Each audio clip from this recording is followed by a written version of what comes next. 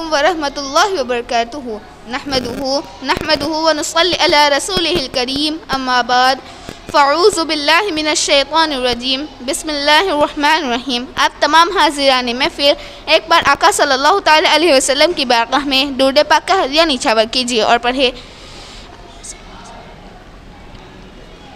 حاضران محفل، آپ صلی اللہ تعالیٰ علیہ وسلم کے 4 صحابہ تھے۔ ان میں سے خلیفہ دوم حضرت عمر کے بارے میں کچھ بتاؤں۔ آپ کا نام عمر تھا، کنیت ابو حفص تھی اور لقب فاروق تھا۔ آپ کے والد کا نام خطاب تھا اور آپ کی والدہ کا نام ہنتمہ تھا۔ آپ محفل کے 13 سال بعد مکہ معظمہ میں پیدا ہوئے کہ جب اسلام کی ابتدائی ہوئی تو دوسرے لوگوں کی طرح آپ تھے۔ آپ اسلام و مسلمان کے بہت جانی دشمن تھے۔ قبول اسلام آپ کی نظر میں بہت بڑا جرم تھا۔ جو شخص نیا مسلمان ہوتا وہ ہر طرح سے سزا کا مستحق ہوتا۔ اس کے لیے وہ ہر ممکن تکلیف پہنچانا روا سمجھتے تھے۔ ان کی ہمت و جرأت کو دیکھ کر آقا صلی اللہ تعالیٰ علیہ وسلم کو ان کے اسلام کی بڑی فکر تھی، تو انہوں نے دعا فرمائی، اے مولا کریم، عمر بن خطاب اور عمر بن ہرشام یعنی ابو جہل میں سے تجھے جو محبوب لگے اسے اسلام کی عزت عطا فرما۔ خود عمر بن خطاب رضی اللہ تعالیٰ عنہ فرماتے ہیں کہ آقا صلی اللہ تعالیٰ علیہ وسلم نے اس طرح دعا فرمائی، اے اللہ، خاص طور پر عمر بن خطاب رضی اللہ تعالیٰ عنہ کو مسلمان بنا کر اسلام کی عزت عطا فرمانا۔ کہ حاضران محفل، آقا صلی اللہ تعالیٰ علیہ وسلم کی دعا حضرت عمر بن خطاب رضی اللہ تعالیٰ عنہ کے حق میں قبول ہوئی اور آپ اسلام کی دولت سے مالا مال ہوئے۔ سبحان اللہ!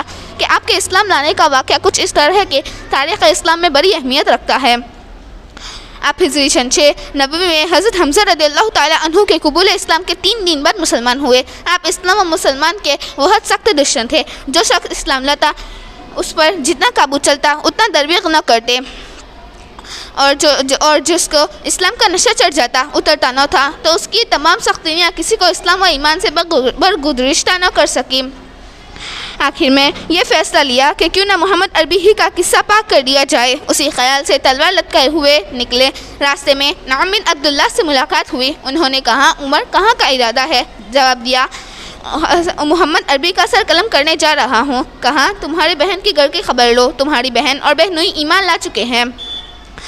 حضرت عمر فوراً پلٹے اور اپنی بہن کے گھر پہنچے۔ دروازے پر دستک دی، اندر سے کچھ پڑھنے کی آواز آ رہی تھی۔ دروازہ کھلا، اندر گئے اور کہا، کیا ہو رہا ہے؟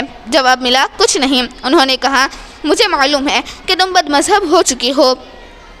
اس کے بعد اپنی بہن سے دست و گریہ بسا ہو گئے اور ان کو خوب مارا پیٹا۔ جب بہن یہ حالت دیکھ کر بچانے کے لیے گئی تو ان کی بھی خبر لی گئی۔ ان کا بھی بدن لوہی لہان ہو گیا۔ حضرت عمر بن خطاب رضی اللہ تعالیٰ عنہ کا یہ رویہ دیکھ کر بہن نے کہا، عمر، تمہیں جو کرنا ہے کرو، لیکن اسلام دل سے نہیں نکل سکتا۔ اس لفظ سے عمر کے دل پر بڑا اثر پڑا۔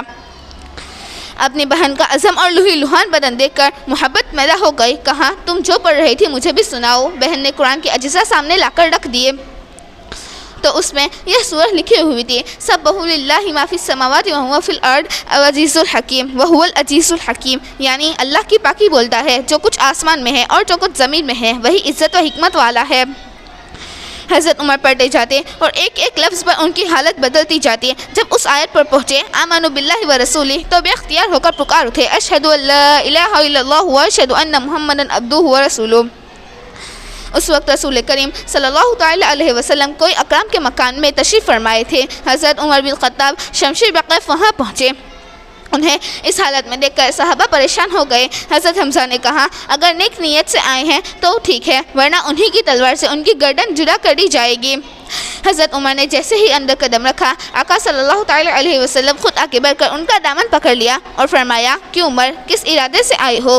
بڑی ہی عاجزی کے ساتھ کہا، ایمان لانے یہ خدا کن جملہ سن کر آقا نامدار مدینہ تاجدار صلی اللہ تعالیٰ علیہ وسلم نے اللہ اکبر کا نعرہ بلند کیا کہ اسی زور سے سب صحابہ نے نعرہ تکبیر بلند کیا کہ مکہ کی پہاڑیاں گونج اٹھی۔ کہ حاضران محفل، یہ تھا حضرت عمر بن خطاب رضی اللہ تعالیٰ عنہ کا اسلام لانے کا واقعہ۔ وما علینا الا البلاغ المبین۔ اللہ تبارک و تعالیٰ ہمیں بھی حضرت عمر جیسا ایمان نصیب عطا فرمائے، آمین ثم آمین۔ السلام علیکم ورحمۃ اللہ وبرکاتہ۔